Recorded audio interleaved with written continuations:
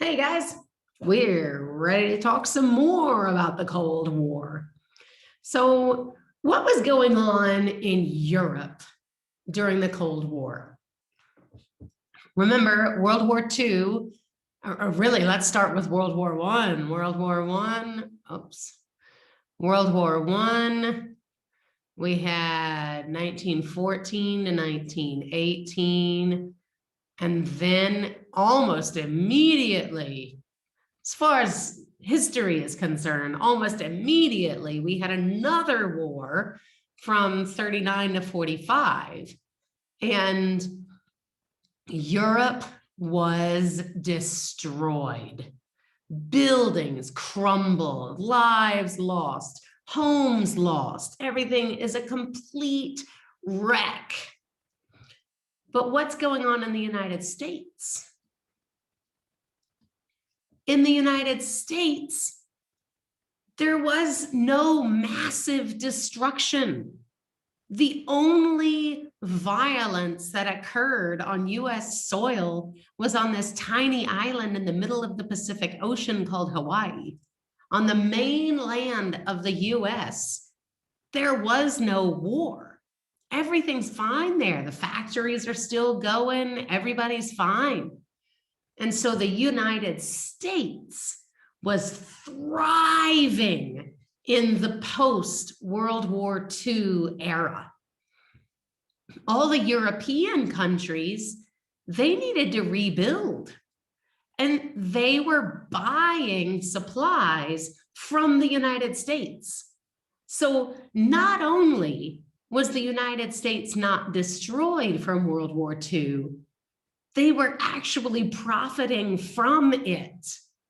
Everything that Europe needed to rebuild, they were buying from US factories, and the factories were getting richer and better, and the entire economy grew from the 1950s and the 1960s. The United States kept getting richer and richer and richer. Now, not everyone in the United States was actually getting richer, but a lot of people were. As a whole, the United States was getting more prosperous and getting richer and richer and richer in the 50s and 60s, the 2 decades that followed World War II.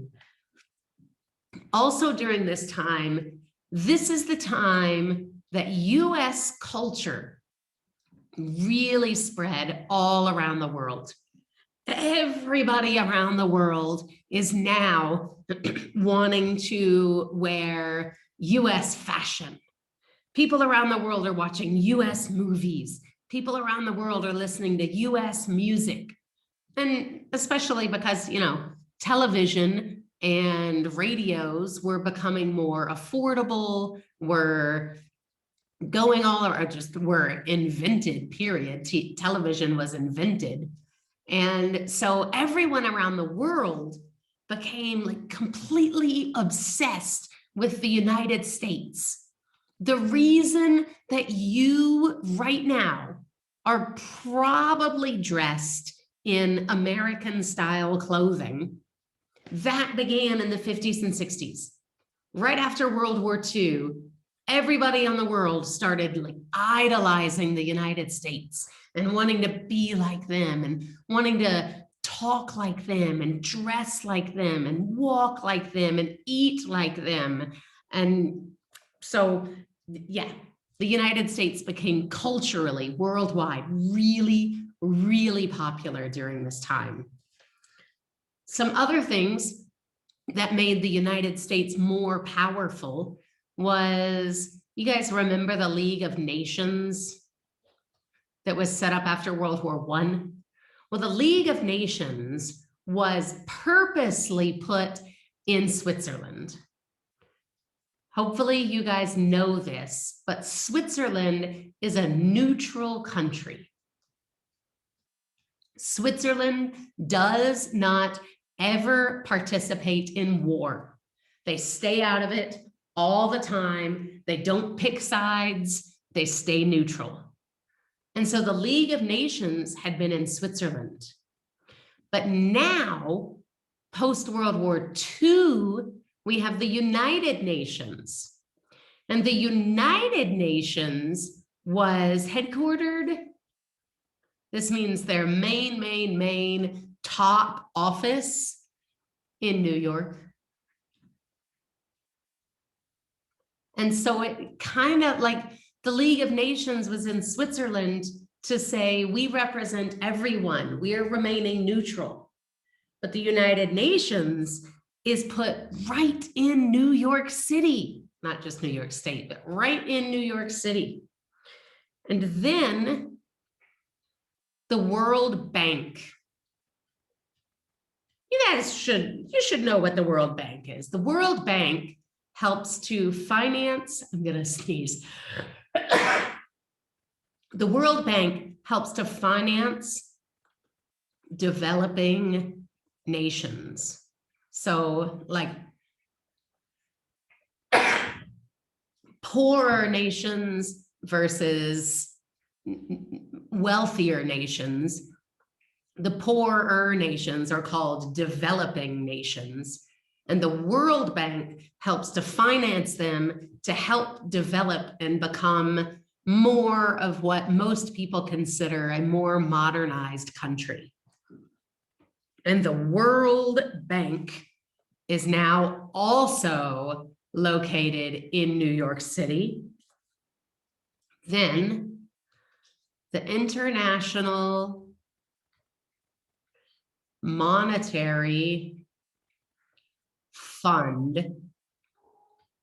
The International Monetary Fund manages or oversees national debt. What does that mean? Oversees national debt. Hey, just like you might borrow some money from a friend because you forgot to bring any money and you want to go to the snack shack and buy a candy bar and you borrow money from a friend. Countries do that too. The United States borrows money from China. China borrows money from Russia. Russia borrows money from, I don't know, France. And there's this organization that keeps track, always keeps track of who owes who how much money. And that organization is the International Monetary Fund. Guess where its main office is? Yep, New York City. So now, short before World War II, organizations like that, there really was only one main organization like this, and it was the League of Nations. But it was neutral, and that was really symbolic, and it was important that it was in a neutral country. Now, post-World War II, League of Nations is gone. It just doesn't exist anymore. Now we have the United Nations, the World Bank, and the International Monetary Fund, all running out of the United States of America. So on a power dynamic, the United States is looking more and more powerful on a global scale. Shortly after World War II, President Truman is his last name, of course, you should know, Harry S. Truman, he started all kinds of programs to help people. He helped veterans. A veteran is someone that fought in the war.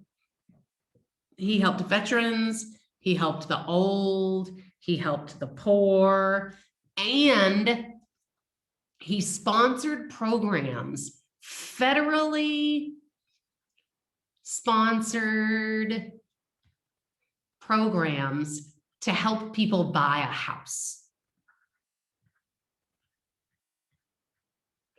I want to make sure you guys understand what federal means. Okay, so let's go over to a map. United States.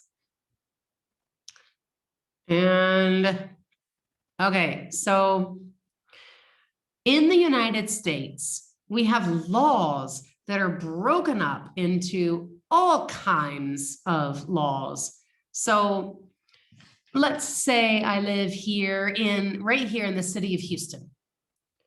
Well, the city of Houston has laws. Then there's a bigger area called a county, and the county has laws. And then the state of Texas has its own laws. And then the government of the United States of America has laws. And if it's a law that applies to the entire nation, that's called a federal law.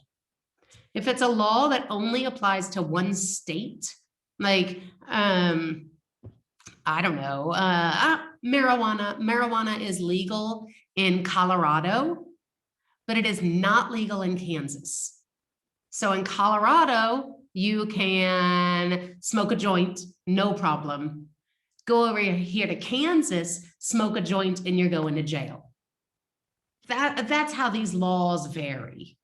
So, but the federal government has some of its own support for poor people and has its own support for this and support for that and these laws and those laws. Well, Harry S. Truman was the president, so that's federal, and he made some federally sponsored programs that helped people afford to buy homes. Now, when he did that, more and more people started, well, buying homes, and then they went out and bought homes in suburbs. Okay, so let's say this is the city. This is, I'm gonna have to make my circle a little better, a little bigger. This is the city of Atlanta.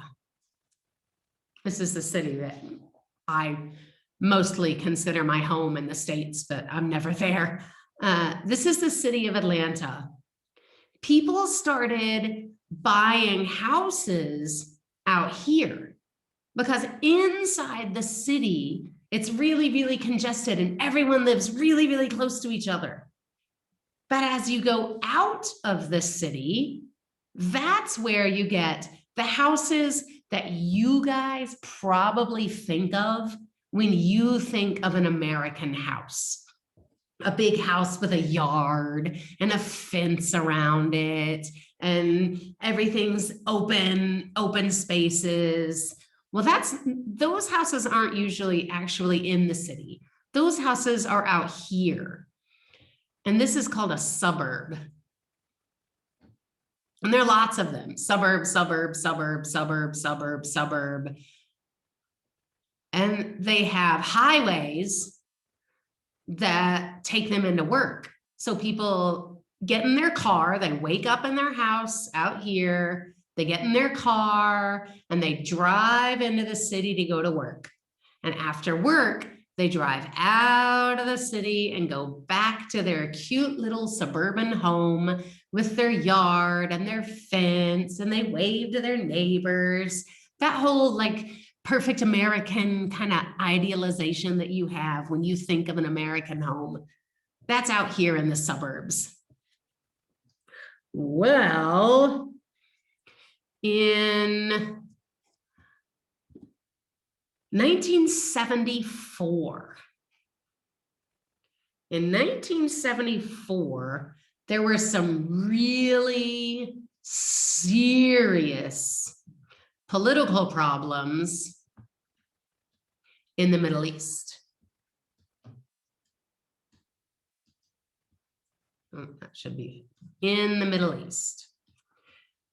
Why does that matter? Why am I talking about political problems in the Middle East when I'm talking about the Cold War in the United States? Well, what do we get from the Middle East? I bet someone knows. Here's the United States. Over here in this part of the world, this is where we get our oil from. And oil is what we make our gasoline to put in our cars. Now remember, this is Atlanta, and I live out here in a suburb. I have to drive my car from here to here, and then from here to here every day. I go from home to Atlanta to work, from Atlanta back to my home. That takes a lot of gas. And gas is getting, because of these political problems in the Middle East, gasoline prices are going up.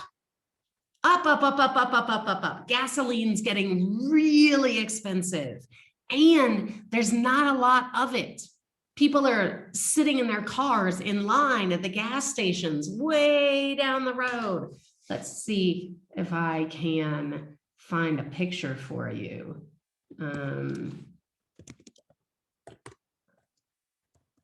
Gasoline lines, 1974 US. Should be able to just, yeah, check this out. These are big crowds. Sorry, no gas. Big, huge crowds, lines trying to get gas at the gas stations. Here's one. No gas, shortage. Sorry, no gas. Ask Nixon for some. I was the president at the time. Pumps closed. This is gas shortage. So there was only a little gas, and the price was going way up. And when you're having to spend more and more and more of your money on gasoline to put in your car just so you can get to work every day, that's less money that you have to spend on other things. When you can't afford to go out to the movies if you spent all your money on gas. You can't afford to buy your kid that new thing they want because you're spending all your money on gas. So what happened was a serious recession. A recession is the opposite of what had been happening in the States. From the 50s to the 60s, the economy was in a boom. Boom means the economy is going up, up, up, up, up. People are making more money. Life is good. Everything's great. And then in the 70s, we had a recession. And that's when the economy starts to collapse and things start going down. It was then that the United States realized how very dependent they were on oil from the Middle East, because they had never really, it had never happened before, because before everybody lived in the city. People lived in the city, or people lived way out here in the countryside. These suburbs didn't exist. But now that they've created an entire culture of people living in the suburb and working in the city, they've made themselves completely dependent on oil. And they realized that when there was a problem in the Middle East, it made for problems in the United States. All through the 70s and the 80s, the US went through what was called a boom recession cycle, where it worked kind of like there was a boom and everything was going up, up, up, up, up, up, up, up, up, and then there was a recession and everything went down, down, down, down, down. And then it started going up again, and there was a boom, and then down again, all the way through the 70s and the 80s. So 50s and 60s, only up. 70s and 80s, down, up, down, up, down, up. Okay. Now you're going to have to hold on for 1 second because I'm going to let my cat out of the room because he's meowing and it's annoying me. Where'd you go, kitty? Go outside. Go. Go on. Okay. I'm back. So, all right, we got the boom recession cycle. Now I'm going to talk a little bit about civil rights. In the United States, at this point, slavery had been outlawed 100 years ago. But there was still a whole lot of discrimination against anyone that didn't look just like me. Lots of discrimination. And there was segregation. Segregation. This means they had this, the rule was separate but equal. And they had a school where all the white kids went, and they had a school where all the black kids went. The law stated that anything that a white kid could do, a black kid could do it too. But it really wasn't done how it was supposed to be. They were separate, but they were not equal. The white schools got the really nice desks and the brand new books and the really good teachers and the high quality everything. And when the white kids had destroyed everything and it was time for them to get new books and new desks and new, I don't know, equipment for whatever, they gave all their old, crappy, out-of-date stuff to the black schools. And that's pretty much symbolic for how everything was done. They, in a restaurant, restaurants must serve anyone, but white people were allowed to go in the restaurant and, you know, sit down and have a meal, and black people had to go around back and could only get served out of the back door and had to leave with their food. So everyone could eat at the restaurant. It was supposed to be separate but equal, but it really wasn't. It was separate but not equal. And this had been happening for years. And finally, in the 1950s, this started being fought. There were huge civil rights movements. Civil rights is the term that people use for everyone getting the same rights. And in the 1950s, there was a very, very famous court case called the Supreme. It was at the Supreme Court. It was Brown versus the Board of Education of Topeka. Topeka is a city in a state called Kansas. You don't really have to worry about that. Really, most people think of this as Brown versus the Board of Education. You don't have to know that.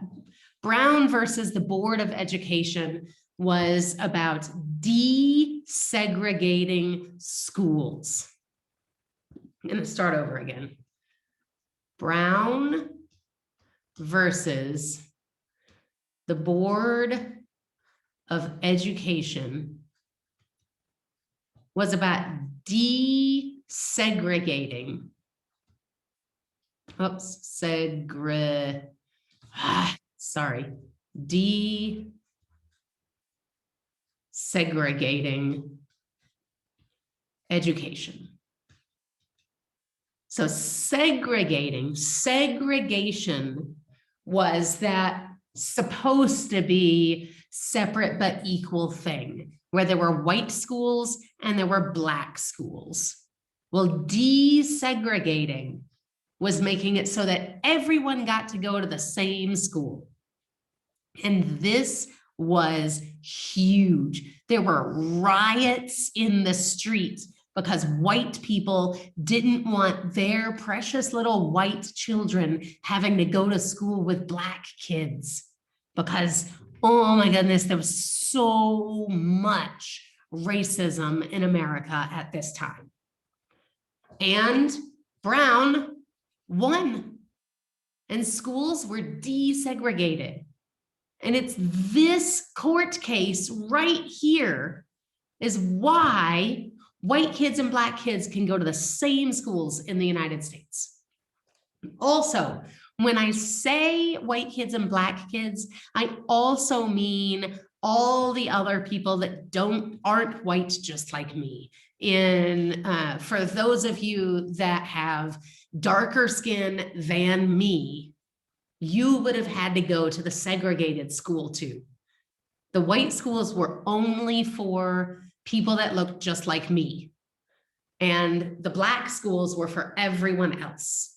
It's mostly a white-black issue because those are the two main groups. There aren't, if we're talking about statistics, there weren't really too many other races at this time. There was a guy named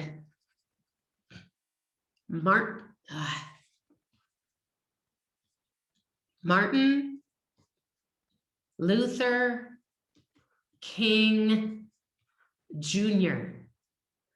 This guy was a really, really famous civil rights leader. I could give you a 5-hour lecture on Martin Luther King Jr., but I'm not going to make you sit through that. I won't torture you. Just know when you see this name, when you see the name Martin Luther King Jr., think civil rights leader. Also, make sure to remember the junior because Martin Luther King is his father. Like Martin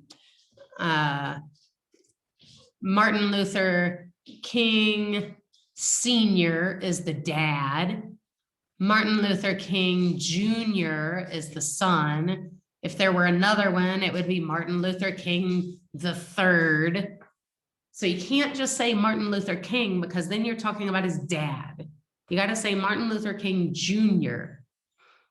was by far, he is the most famous civil rights leader in the United States of America in all of history.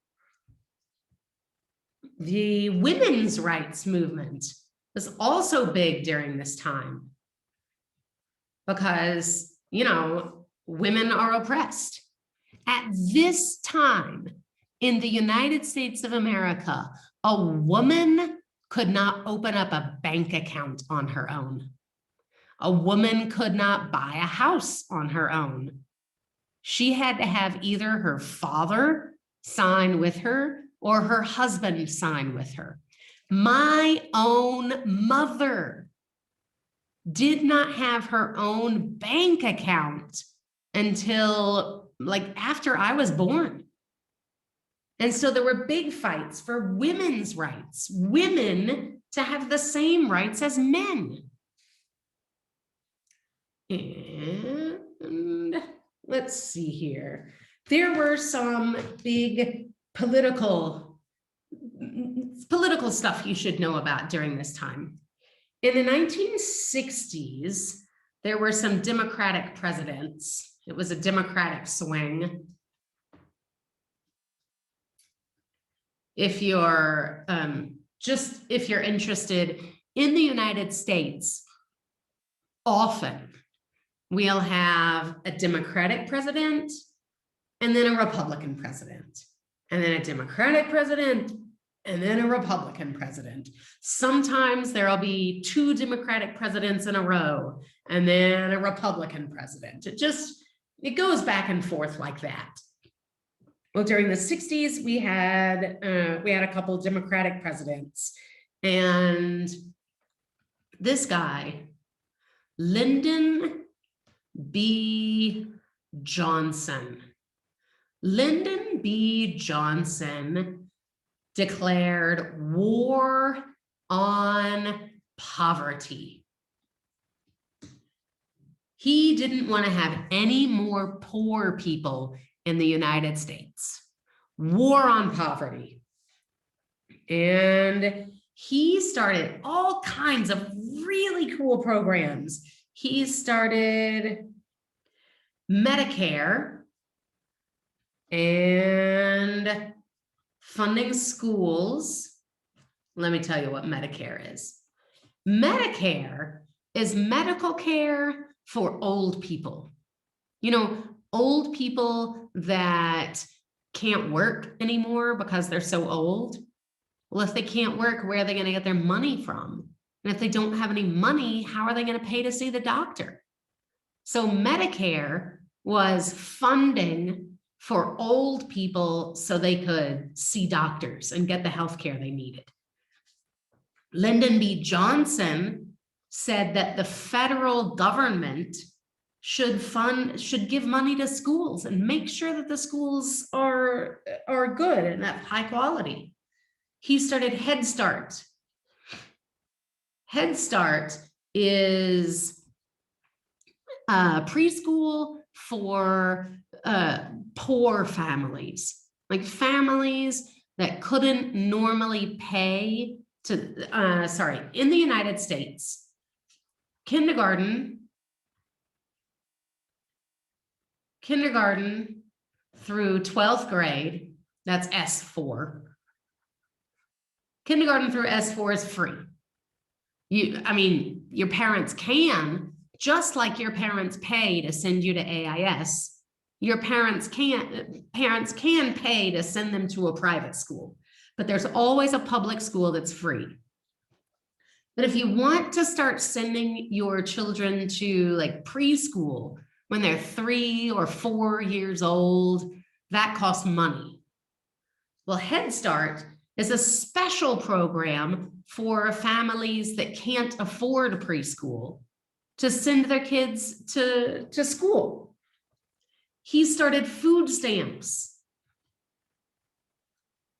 Food stamps are a federal program for people that are so poor they can't even afford to buy food. They're given this piece of paper. It's not actual money. It's kind of like a coupon through the government, and they can go into a store and they can pay for food with their food stamp. So he started food stamps. He started Social Security. Social Security is a program where every single paycheck that I get, a tiny little bit of that paycheck goes into this bank account for me that I can't touch at all until I retire from work. When I'm so old, I can't work anymore. I have this like savings account of this small little amount of money that's come out of every paycheck for my entire working life. And that money is supposed to help me live when I'm old and I can't work anymore. And Lyndon B. Johnson created federal departments, federal government departments. He created the Department of Health, and he created the Department of Education. And this is where, like, an entire group of people, their only job is to monitor the healthcare system in the United States. And these people, their only job is to monitor the education system in the United States. It was his war on poverty, and he helped pull so many people up out of poverty with this program. And then, so that lasted, this war on poverty was pretty awesome through the 60s and 70s. Then we move on to the 1980s. And in the 1980s, we had Ronald Reagan. And Ronald Reagan was a Republican.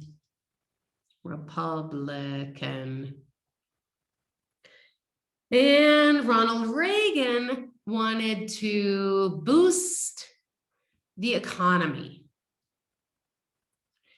And he said that his idea was the very best way to boost the economy was to lower taxes. Make it so people pay less taxes. If they pay less taxes, then they have more money in their pocket. And if they have more money in their pocket, they spend that money, and then the economy goes up.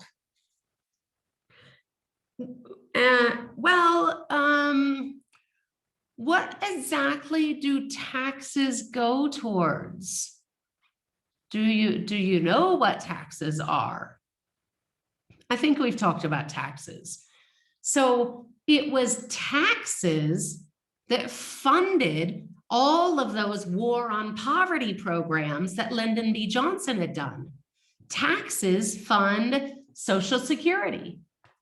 Taxes fund public schools. Taxes fund Medicare. Taxes fund food stamps. Taxes fund all these things that were made to help the poor. But Ronald Reagan wanted to lower taxes. And he's the president, and he had all these people that were saying, yeah, lower the taxes and we'll do better and the economy will get better. So they lowered the taxes. They did like a major lowering of taxes so the individual person was paying less taxes. But what that did was they had to cut funding to all these social programs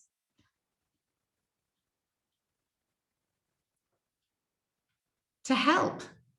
So the social programs, those are all those things that Lyndon Johnson did, the Social Security, the food, any program that is just made to help the people, that's called a social program. So they had to cut funding to social programs because there just wasn't any money to do it. People weren't paying as many taxes, so there wasn't money. And at the same time that Ronald Reagan lowered taxes, he spent more money on the military.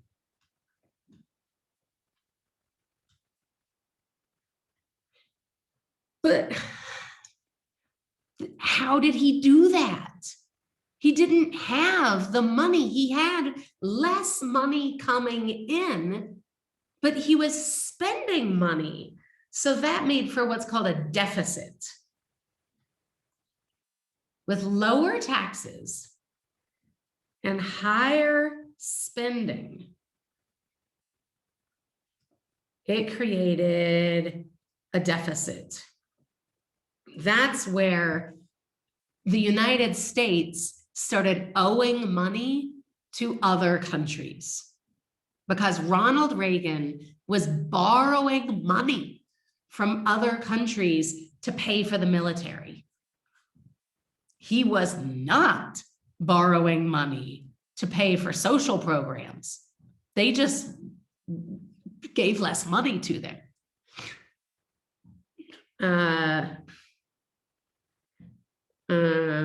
To deal with the deficit, the Republican Party kept continuously cutting funding to social programs. They were making it less and less and less and less. Let's say under Johnson, let's say, I don't know, the average person gave in taxes $100 a year to social programs. Well, under Reagan, they started doing $75 a year. And then under Reagan, they started doing $50 a year. But instead of this whole $50 going to social programs, they would do maybe $15 to social programs and $30 to the military. So the government was getting less money in and putting more money out towards the military. And because of this deficit, they started paying less and less and less money to social programs so they could try to fund their military. And the United States is kind of still, not kind of, is definitely still stuck in this mentality of the economy will rise if we just lower taxes. And it really hurts. It hurts the poor. It hurts the people that really need it a lot. So while all of this was happening in the United States, Western Europe was rebuilding, growing, and prospering. And Japan was completely changed. Like, the government of Japan was nothing at all like it had been before World War II. The United States completely changed everything about Japan and made them do things exactly how they wanted it done. And we're finished with this lecture.